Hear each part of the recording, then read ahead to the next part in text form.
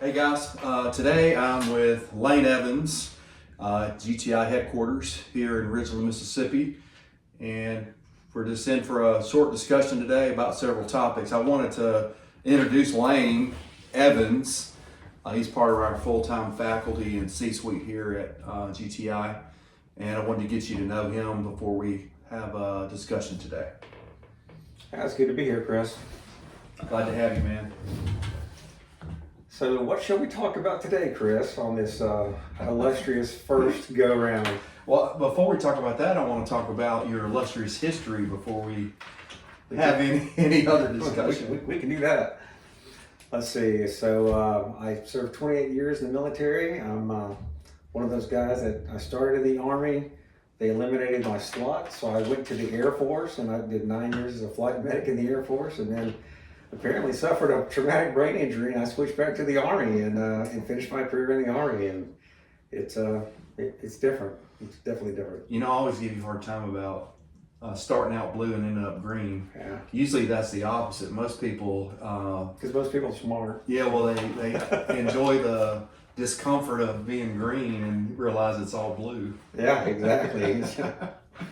Well, we're really honored to have you on our team, and especially all your medical experience and deployments. I cannot not talk about how many times you deployed. Yeah. So if you don't mind sharing that with me, that's really interesting. Yeah, I started out deploying back in 2003, and I've basically either been long tour or short tour to 29 different countries. I've been on the UN team to teach trauma medicine in Japan, Nepal, the Philippines, Indonesia, Iraq, Afghanistan, Syria. It's just to name a few. And even before I joined the military, I went down to Venezuela back when Americans could still go to Venezuela. I remember that story. So I enjoy travel, I enjoy the military, I enjoy medicine, and I enjoy training. Excellent. And then languages too. Your first language is Mississippian. It's redneck. Right. I speak redneck, yeah. I'm good with that. And then I lived 2 years in Italy as a missionary. I speak fluent Italian. Picked up Spanish. My son, he went to Mexico, and then now I'm learning Portuguese. I got a son in Brazil right now. So. That's excellent. We're so glad to have you. Just well-rounded and a bunch of knowledge, and there's a bunch of old retired guys. And hopefully we can help some people with training, and then some of the discussions we have over the next year or so. Oh, absolutely. But glad to have you. I did want to talk about why we're having some educational posts, but also just discussions that we're going to video and try to share with everybody in some of the intent. Do you remember some of the intent things that we talked about, what our mission is really? Yeah, I mean, our mission is to go ahead and make sure everybody's ready to go fight the war, that's the next war out there, and be able to provide good trauma medicine in the field, and then good quality medicine, in garrison. People always say good medicine, bad places. We just say good medicine anywhere you go. So absolutely, and I think that's my passion as well too. I think when we see all of these young airmen and troops come for these trauma training courses around the country, first of all, I realize how quickly time has gone. In my mind, I think I am 18 and 22 years old, and these kids look so young. But I want to share, obviously, the knowledge we have with deploying and taking care of our wounded, but help them not make mistakes. Absolutely. like we did, and share those mistakes in an environment that really is geared toward teaching and sharing people. I think if we could say that, that is our main mission, is to help the next warfighter. Absolutely. Yeah, and maybe that's a mantra or a T-shirt we can put on some of our merchant gear. Oh, yeah, we can do that for sure. So I got to ask you this question as an Army guy, being an Air Force guy myself. Is it fair to call a medical person in the military a war fighter? I think there was a time where you would have said no, but now I think you have to say yes. Because if you're not out there putting lead down range, people are dying. And so everybody's got to be a war fighter today, and I think that's the big thing. You've got to be part of the team and able to do what everybody else is doing. Right. I agree with that, and I always think about Air Force medical teams. A little different than the Army 68 Whiskey. We have 4 Ns. We have nurses, nurse practitioners, providers, PAs, surgeons. But in some instances, you have to carry a weapon. You may be a non-combatant, but you still have to carry a weapon too. And I remember my deployments, I certainly was armed. And so, yes, I agree. I think labeling warfighters on the Air Force and Army side, particularly in your medical units, I think that's very appropriate. I agree, and I mean, in the Army, you carry a weapon deployed all the time, 24/7. In the Air Force, you have to make sure the maid doesn't steal your weapon when they clean your room. So, I mean, it's a little bit different. Yeah, that's right. That's right. Well, I think we talked about the intent. We kind of introduced ourselves, and really the topic. I don't know that we'll be a political show, but today is very timely. We're on the heels of the Secretary of War, Pete Hexas. Cool name, by the way. Oh yeah, War. very, very cool name. And we'll talk about historically where that came from, because I know a little bit about that. But he called in all his generals and all of his admirals in a room. First of all, let me see what you think about. Did you know we had that many 2, 3, 4, and 5-star generals in our fighting forces? I did not. Reading history, in my mind, it was a handful of high-ranking officers, and to see that many, I was like, I don't even know what they all do. Yeah. Well, I mean, historically, and I'm sure there's historical buffs out there, but I do know that during World War II, there was a handful of 4-star generals, and it was very rare to actually have a general out on the battlefield. They were planners, and it was just a handful. And I say a handful, like less than 10. Yeah, and I think Patton was probably the exception to the rule there. Yeah. I agree. So I was struck by that. First of all, the first images we saw of the secretary addressing them, and they panned the crowd, and I tried to be observant. Really of all the details, us having been in the military for 25 and 30 years, but I saw lots of green, so I saw a lot of Army commanders.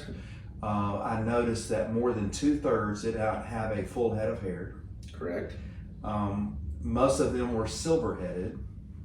Correct. Did you see any beards?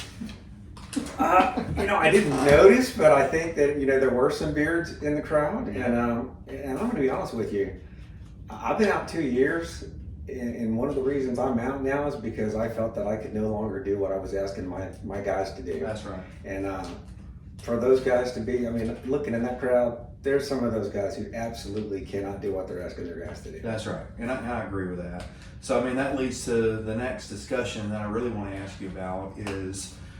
So if I am an officer, a senior officer facing my last 2 years of retirement, knowing that I'm not going to be a true warfighter on the battlefield, carrying equipment, throwing bullets down, how important is it for a leader to still have the same physical fitness to match the young airman, or does his experience and leadership supersede that?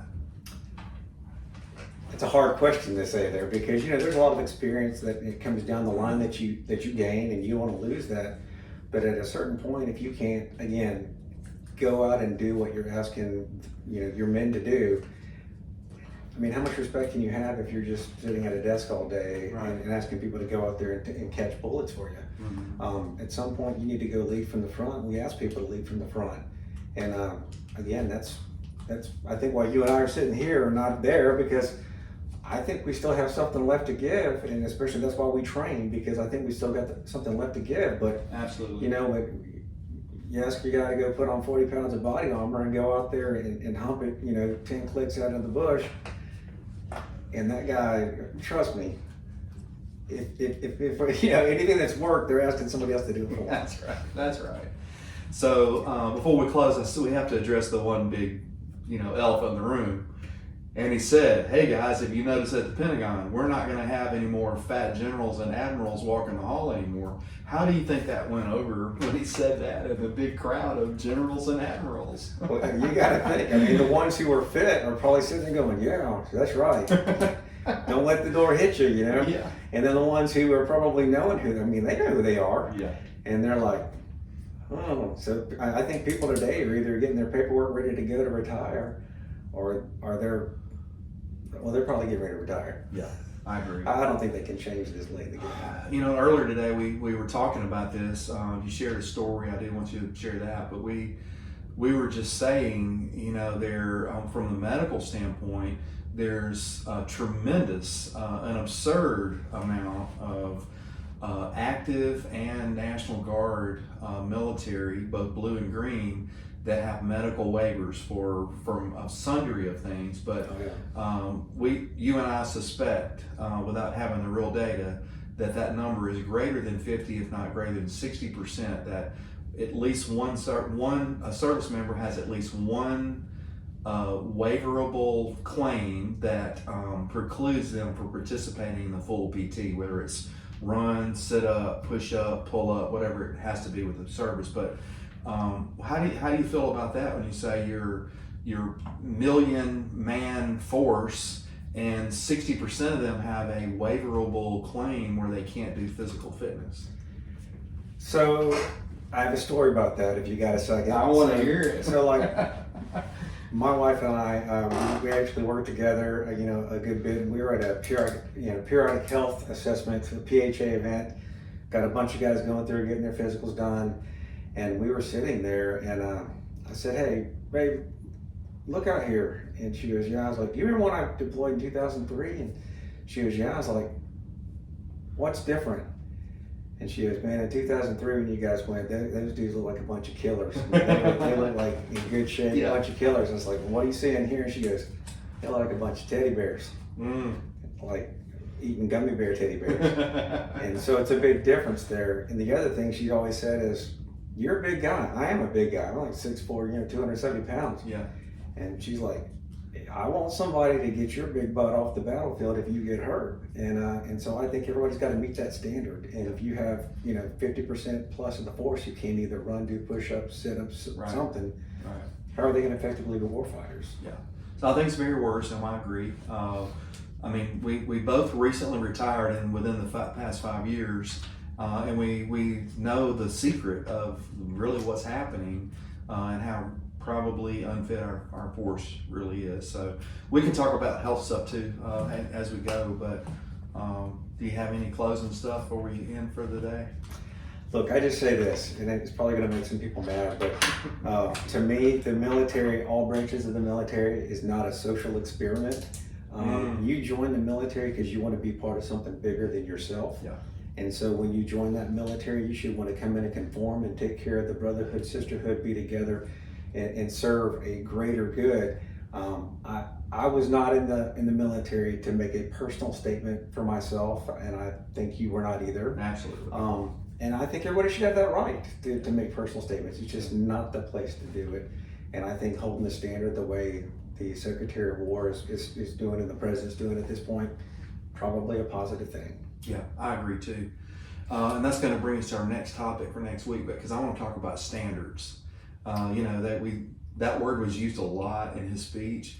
However, some of the media somehow spun a standard as something negative.